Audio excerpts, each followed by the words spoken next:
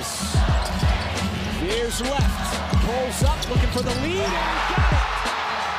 Jalen Williams, 2 seconds, 1:11.109. Now SGA probing, piercing, spinning, hanging for the lead, and SGA knocks it down. The Thunder finally get the defensive stop, and SGA puts them in front. I'm Kenrich Williams. You're listening to Topic Thunder.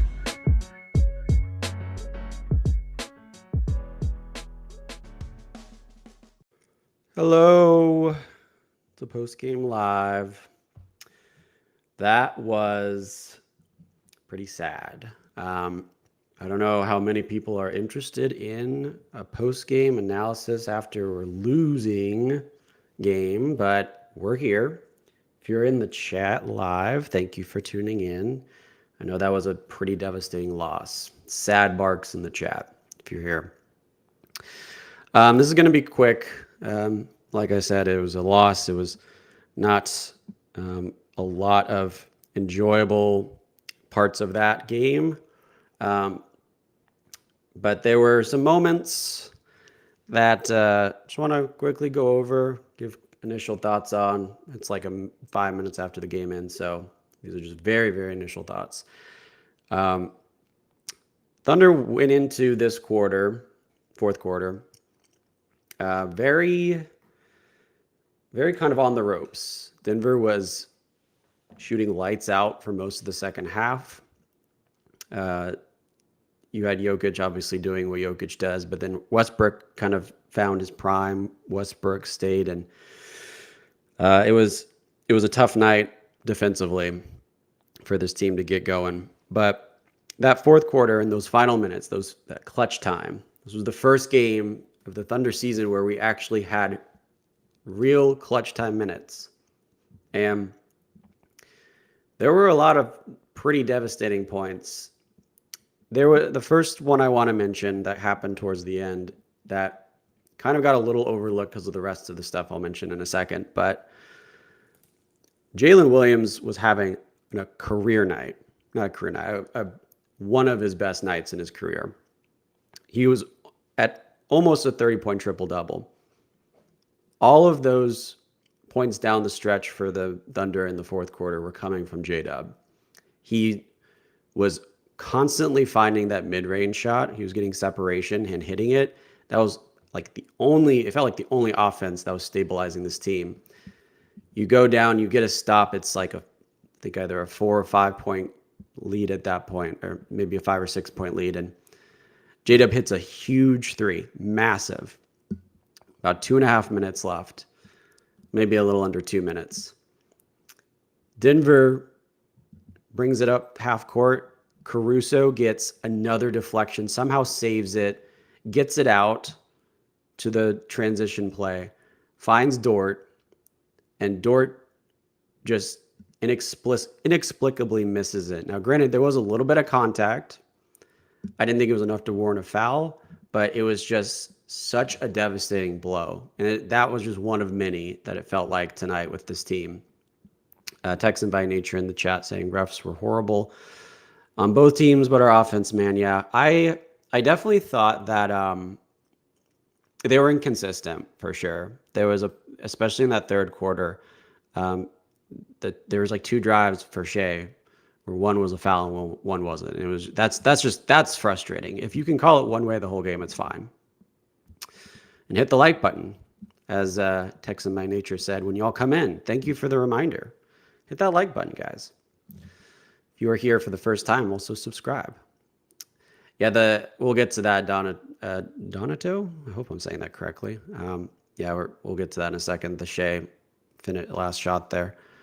But yeah, that Dort miss was, oh God, it was tough. I was like, and that was the first time I was like, this game feels like it's over. But then somehow there's still a chance because the next possession, they get a stop. It's about 45 seconds left at this point. They get a stop. They get the offensive rebound, but there's like 2 seconds left, and Jokic just has to throw one up. And Caruso, I mean, credit to him, it was a good try, but he fouled them. He did. I know there was like whatever they called the high five rule or whatever. It wasn't it. He fouled him, and it was so tough. It was tough. And so the good news was that it wasn't a 3, it ended up being a 2, but he hit 1 of 2, so it was a 3-point game at this point. Or maybe it was I might be mistaking my leads. The point is, Thunder got it to it was a 3-point lead, I'm sorry. But then you've got nothing on offense again. I'm sorry, Shea got I'm rambling a little bit, but it was a 4-point lead at this point. Shea goes down, gets a quick layup. It's a 2-point game. This is where, it's like, we gotta get something here. They inbound it, quick foul. Peyton Watson at the free throw line misses both free throws. Misses both free throws. They get the ball in. Don't call a timeout, which I think was fine. They get the ball to Shea. Shea waits a little bit too long. I was kind of wanting him to go a little bit faster, but he ended up kind of driving around 6 seconds and kind of does like a lefty underhand layup. And Donato in the chat mentioning that a little bit of a not the shot you were hoping for kind of like a similar shot he hit against the Nuggets in that game winner that was in our intro video. If you just watched, you're kind of hoping for one of those shots. Now, granted, he wasn't playing well at all, but you're still giving him the ball at the end of the game. No question about it. Nuggets got to the line 10 more times than we did going on from the start of the season. Yeah, it's I don't know if that's a ref thing or if that's an us thing. But yeah, we had 18 of 23. Nuggets went 24 of 33. They got into foul trouble very early in that fourth quarter. Both were in bonuses, I think, around the 6-minute mark. Yeah, Cole Martin in the chat. Caruso needs to figure out his shot. I agree. It's been tough. He had a couple of open looks even in that fourth quarter. It felt like they were leaving him open. You started getting those like giddy vibes where it's like, if they're going to just leave a guy open because he's not hitting shots, that kind of ruins what we're trying to do here. I think also part of the reason why it was really hard for Shea to get going was because of how much they were packing the paint. There just wasn't anything there. He was clearly frustrated. But yeah, the Caruso offense has been lacking. 1 of 9, man, from Caruso. But that defense is so good. He's so smart on defense. Granted, he had that one missed assignment where he left MPJ open, but 99 out of 100 times, Caruso's making the right play. So, man, the only thing I want to mention is, well, there's a couple other things, and if people have other things they want to talk about in the chat, let me know. But I mentioned at the beginning, but J-Dub, what a game. It's tough when you lose a game like that. Or it's tough when you lose a game when a player has a game like that. But he was so good. 29, 10, and 9, almost a triple-double. 4 of 8 from deep. Like I said, that one big 3 there and kind of the clutch time was really good. Felt like a huge moment for them. He stepped up tonight. So I do want to shout him out.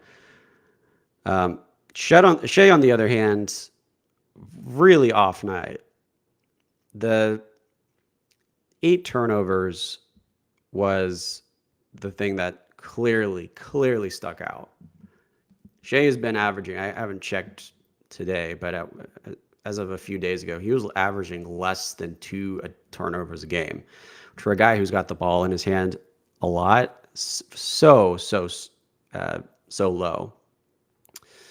Tatum's in the chat, one of the toughest OKC games to watch. Yeah, so many chances of false hope. That was, to be honest, I was not going to stream tonight, but it was just like, I just felt like I had to just talk about some of the stuff at the end of the game, man. You just felt like there were so many places that you could have won this game.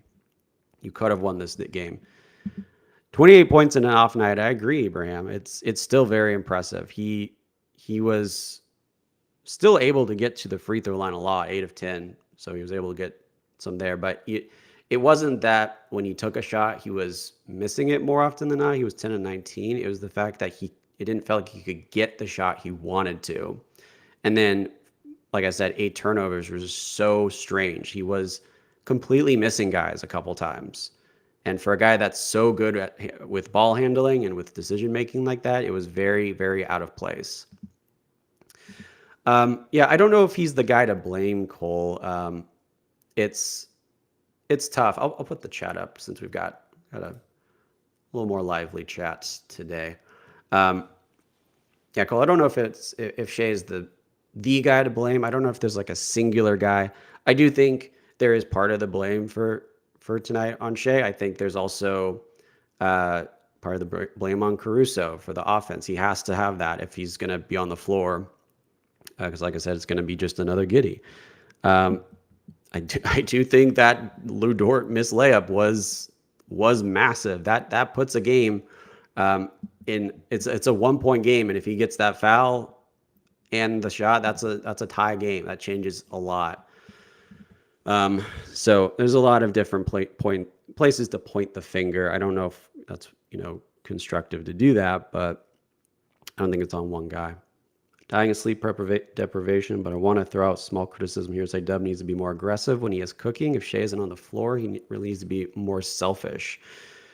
Yeah, I think I agree with that. I think we also we've noted that Dub, when Shai is off the floor, has not looked as great, and I think maybe part of that is just a little bit of a lack of confidence. But tonight, when he is when he's cooking, like you said, he definitely does. He does need to do that.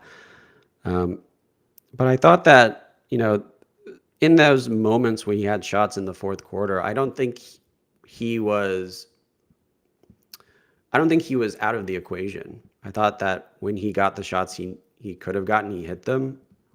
Do I think he should have hit some more in hindsight? Absolutely. Because, he's clearly shooting better, performing better than he normally does. But I think in general, I'd agree with that.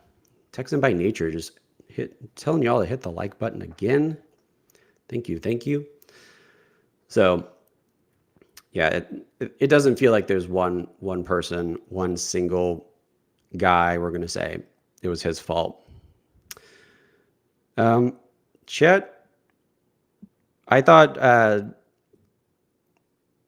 the thing I really noticed was, so first of all, offensively, 5 of 14 was not what you want to see. I think the thing I did think was a positive was when the Nuggets were going on that huge stretch in the third quarter, the adjustment made there where he kind of prevented Jokic from getting so deep in the paint every time was a very, very impactful part of kind of subsiding that run. I don't know how much of that was just Chet, but also the Nuggets not hitting threes as high of a clip. But definitely liked that. But not the type of offensive game from Chet you want to see. Not really the type of defensive game you want to see from either. He wasn't really a big part of the equation or making as much of an impact. Felt like this was his first non-elite defensive game. When was the last time Denver played? We played Denver and OKC. We're playing them. We played them both games in Denver pretty early. This is the last time we're going to be there. So they're coming here next time. So they'll get Loud City for sure. Thunder were off. Big part of the outcome of the game was Denver hitting those threes. Yeah, I agree. I pulled it up earlier. Let me see if I can pull it up again. But Denver was shooting around 30%, 35% from three, and then that third quarter. At one point, they were 6 of 8 from three. They ended up 6 of 11. So that was just a clear moment where it was like, okay, they're hitting things at insane rates. And when that happens, your defense, it's just that you can have the best defense in the world. I don't think you're going to be able to stop 6 of 8 from three or 6 of 11. And then they ended up 4 of 10, which I think they started a little bit better than that in the fourth quarter. So those types of runs were obviously a big impact. Again, it's just so many different things, so many little things that all played into this. It wasn't one single thing that won or lost this game. It was tough. You knew that this wasn't going to be 82-0. You knew that in the back of your heart, but you still wanted it. You still wanted it. And I think I also wanted to be the last undefeated team in the NBA, and the Cavs are still winning. We can't be the best team now. It's the Cavs, technically. So we'll be back on Friday. Rockets at home. Right the ship a little bit. Mavs game 6. Yeah. It was a little PJ Washington-esque game if I don't say so myself. Man, what were their shooting splits from 3 at that point? Michael Porter Jr., 6 of 10. Jesus Christ. Christian Braun is 4 of 8, man. That guy is just, he's become quite a shooter. Westbrook, too. I don't know if I mentioned this. I don't think I did. We could not stop Westbrook in that second half. He became prime Westbrook. It was crazy. His first step. He was getting by our guys. I don't know if after this game, it does make me a little bit more worried. Houston is a very good team, and they can do what the Denver Nuggets did tonight. They can go crazy and just rack up a lot of points really quickly. So that's always a danger with them. Fred VanVleet can really cook. I don't know. You've got to think, I think someone mentioned in the chat, I might have missed it, but you got to think this was a motivating game for Shea. You got to think he's gonna wear this one on his sleeve a lot. I don't think he's getting 8 turnovers next game. I don't even think he's getting close to that. I think he's gonna be pissed off in a good way. But yeah, Houston on Friday.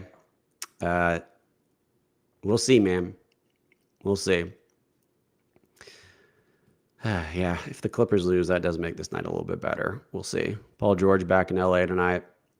Had the booze, the signs, watch your mouth or whatever it was. So anyway, I'm rambling. So that's it. We'll be back on Friday. What a game, guys. What a freaking game. That was sad. Normal group of guys will be here for the Fry Pod. We'll probably do it after the game. So normal podcast, not this short thing. But if you're in the chat, thanks for contributing. Whenever we have a loss, it's always hard to say how many people pop in here, but we appreciate anyone who did.